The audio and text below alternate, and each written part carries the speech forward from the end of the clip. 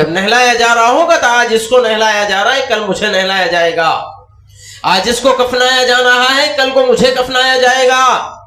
آج ہم سب نماز پڑھ رہے ہیں، ہمارے سامنے اسے لٹا دیا گیا ہے، کل مجھے لٹایا جائے گا. میری جو نماز جنازہ لوگ پڑھیں گے. تو بعض لوگ ایسے ہوتے ہیں بیچارے وہاں قبرستان میں، آپ برا نہ مانے، ایسا محسوس ہوتا ہے جیسے ان کے اندر نیتا گھس گیا ہے. کوئی قبرستان میں جا کر کے اپنی ساری نیتا گیری جھاڑتے ہیں. وہ کہاں نیتا گیری دکھاتے ہیں؟ وہاں قبر کے پاس. بھائی مٹی ڈھکیلنی ہے بس، کون سی بڑی انجینئرنگ ہے بتائیں؟ صبح سے شام تک 50 لوگوں کو ہم دیکھتے ہیں مٹی ڈھکیل رہے ہیں، یہاں سے وہاں لے جا رہے ہیں، کوئی ریتی لے جا رہا ہے، کوئی گٹی لے جا رہا ہے، کوئی مٹی لے جا رہا ہے، وہ سب ہوتا رہتا ہے. کتنے بڑے بڑے لوگ گڑھے بڑھ دیتے ہیں، کوئی کسی کو نصیحت نہیں کرتا. لیکن وہاں بس ایک 5 فٹ کا گٹی، 5 فٹ کا ایک گڑھا بھرنا ہے، اس کے لیے 50 لوگ ادھر سے بولتے رہتے ہیں، ادھر سے لو، ادھر سے لو، ادھر سے نہیں، وہاں سے لو، وہاں سے لو، وہاں سے لو، وہ ان کو دے دو، ان کو دے دو، پھاوڑا ان کو دے دو، بس بس بس سب کو دو، سب کو دو. کیا کھیل تماشا ہے. قبرستان میں گئے ہم کسی کو دفن کرنے کے لیے، کسی کی شادی میں گئے، وہاں جا کر کے ساری نیتا گیری سدھرتی ہے ہماری.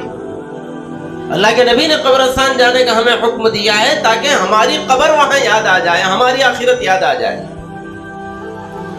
مخلوق ہونے کا تقاضا یہ ہے، ہم سب اللہ کی مخلوق ہیں.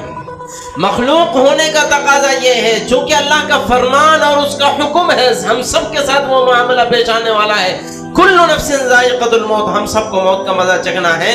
اس لیے جب ہم قبرستان چلے جائیں تو ہماری ذمہ داری بنتی ہے، بلکہ شروع سے جب کسی کا انتقال ہو جائے تو شروع سے ہماری ذمہ داری یہ بنتی ہے، ہم کسی کا دیدار کرنے کے لیے کسی کے گھر چلے جائیں تو وہاں پر یہ سوچ لیں کہ آج یہ پڑا ہوا ہے، کل کو میں رہوں گا.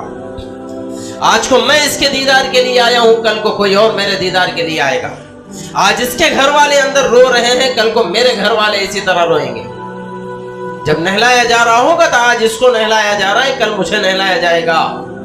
آج اس کو کفنایا جا رہا ہے، کل کو مجھے کفنایا جائے گا. آج ہم سب نماز پڑھ رہے ہیں، ہمارے سامنے اسے لٹا دیا گیا ہے، کل مجھے لٹایا جائے گا. میری جو نماز جنازہ لوگ پڑھیں گے. آج اسے دفنایا جا رہا ہے، کل مجھے دفنایا جائے گا. یہ تصور ہونے کی ضرورت ہے. اس کو دفنایا گیا، اس کو قبر کے اندر رکھ دیا گیا. بس اب دیکھو کسی چیز کا انتظار نہیں ہو رہا، فوری لوگ کہہ رہے کہ برگے لاؤ، برگے لاؤ، برگے لاؤ. یہ لگا دیا گیا، بس بات ختم ہو گئی. 2 چکلے لگے تھے کہ سر ڈھک گیا، 2-4 چکلے لگے تھے، 6 لگے تھے کہ پورا انسان ہی ڈھک گیا. بات ختم ہو گئی. اب اس کا جو دیدار تھا ختم ہو گیا. اس کے بعد کبھی کسی کو نظر نہیں آ سکتا، کبھی کسی کو بات نہیں کر سکتا. یہ ہماری زندگیوں سے جس طرح ڈیلیٹ ہو گیا، ہمارے فونوں سے اس کا نمبر بھی ڈیلیٹ ہو جائے گا. میرے ساتھ بھی ایک مرتبہ ایسا ہی ہونے والا ہے. یہ سب جو اتنا بڑا مجمع جمع ہوا ہے، کسی کے بلائے بغیر، بغیر رقعے کے، بغیر زبردستی کیے کہ اس کے انتقال پر، آخری سفر پر اس کو روانہ کرنے کے لیے، کل کو لوگ میرے لیے ایسا ہی جمع ہوں گے. یہ تصور کرنے اور پھر وہ موت کو یاد کر کے ڈرنے کا، اس کے لیے بھی، اپنے لیے بھی استغفار کرنے کا موقع ہے. وہاں نیتا گیری سدھرتی ہے. اچھا، ایسی باتوں میں نیتا گیری سدھرتی ہے، بظاہر سمجھ میں نہیں آتی. وہ ایک فلسفہ ہمارے علاقے میں لوگوں نے نکال لیا کہ پہلے چوڑے چوڑے چکلے دو. کیوں بھائی؟ کوئی اس کا جواب تو چاہیے. کسی نے اگر پڑھا ہو تو کسی قرآن پاک کی آیت میں ہے، کسی حدیث میں ہے، کسی بزرگ نے لکھا ہے، کسی ایک کتاب میں ہے.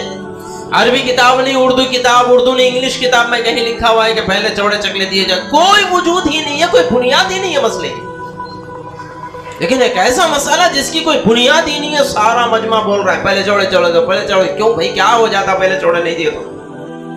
مان کے چلو پہلے سب سے چھوٹے دے دیے تو کیا ہو جا رہا؟ دفن کرنا ناجائز ہو جا رہا؟ کچھ بھی نہیں.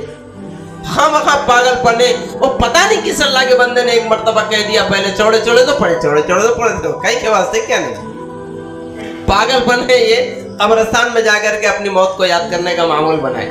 کچھ بھی نہیں ہوتا، پہلے چوڑے جائیں یا چھوٹے جائیں، کون سے بھی دیے جا سکتے ہیں. کتنی پاگل پن کی بات ہے. یہاں مزدوری کرنے والے مستری احباب ایک مرتبہ پھوڑا پکڑا تو آدھے گھنٹے تک انہیں کام کرتے ہی رہتا ہے، اسے تھکاوٹ نہیں ہوتی. وہاں انہیں ہاتھ میں پھوڑا پکڑ کے 3 پھوڑے نہیں ڈالتا کہ ادھر سے ایک آواز آئے، دو دوسروں کو موقع دو، دو دوسرے لو. اللہ کے بندو، اگر تم کو شوق ہو کچھ کرنے کا تو خود جھک کر کے کیا جائے. خود نہیں کرتے، ماشاءاللہ دوسروں کو محض حکم دیتے ہیں، غلط قسم کی بات ہے، اس سے اپنے آپ کو بچانا چاہیے، وہاں نیتا گیری نہیں کرنی چاہیے، بات ختم۔ اچھا، دوسرے نمبر پر بعض لوگ ایسے ہوتے ہیں جو کہ بہت زیادہ ناجائز برا کام نہیں ہے لیکن نامناسب ایک کام قبرستان میں یہ کرتے ہیں کہ دفن کہیں کیا جا رہا ہے اور جناب کہیں اور کھڑے ہیں، وہاں چار کھڑے اپنی باتیں کر رہے ہیں، یہاں چار کھڑے اپنی باتیں کر رہے ہیں، یہ عمل بھی نامناسب ہے، ناجائز نہیں ہے، حرام نہیں ہے، لیکن ایک اصول ذہن میں رکھیں، میت کے ساتھ شرکت کرنے، اس کی نماز جنازہ اور تدفین میں شرکت کرنے کا جہاں اللہ کے نبی نے حق بتایا ہے، حق ہے اس وجہ سے ہم شریک ہو رہے ہیں، رشتہ داری تھی اس وجہ سے شریک ہو رہے ہیں، پڑوس کی وجہ سے شریک ہو رہے ہیں، جان پہچان کی وجہ سے شریک ہو رہے ہیں، یہ ہمارا حق ضرور ہے، لیکن اس کے ساتھ ساتھ صرف یہ حق ہی ادا کرنے کے لیے ہم شرکت نہیں کرتے، بلکہ جنازے میں شرکت کرنے کے مقاصد میں سے ایک اہم ترین مقصد یہ بھی ہوتا ہے کہ مرنے والے کے رشتہ داروں کے ساتھ ہم ہمدردی دکھلانا چاہتے ہیں کہ بے فکر رہو، تمہارے غم میں ہم بھی برابر کے شریک ہیں۔ بھئی یہ بھی ہمارا جذبہ اور مقصد ہوتا ہے نا، صرف تم غم میں نہیں ہے، ہم بھی تمہارے غم میں تمہارے ساتھ برابر کے شریک ہیں۔ اب ہم بتائیں، وہاں کہیں دفنایا جا رہا ہے اور کہیں ٹھہر کر کے ہم موبائل پر لگے ہوئے ہیں، یہ ہمدردی دکھلانا اور غم میں شریک ہونا ہوا؟ کہیں اور کھڑے ہنسی مذاق دل لگی چل رہی ہے، بعض مرتبہ ایسا بھی دیکھا گیا، قبرستان میں ایک جگہ تدفین چل رہی ہے اور ایک جگہ چار لوگ کھڑے ہنسی مذاق دل لگی کر رہے ہیں، یہ نامناسب عمل ہے۔ جس مقصد کے لیے آئے تھے ہم کہ رشتہ داروں کے ساتھ ہم ہمدردی دکھلائیں، ان کے غم میں اپنے آپ کو شریک ہونے کا ثبوت دیں، وہ تو ہم نے ثبوت نہیں دیا، اس لیے اہتمام کرنا چاہیے کہ جہاں مردے کو دفن کیا جا رہا ہے اس قبر کے قریب ہی کھڑے ہو۔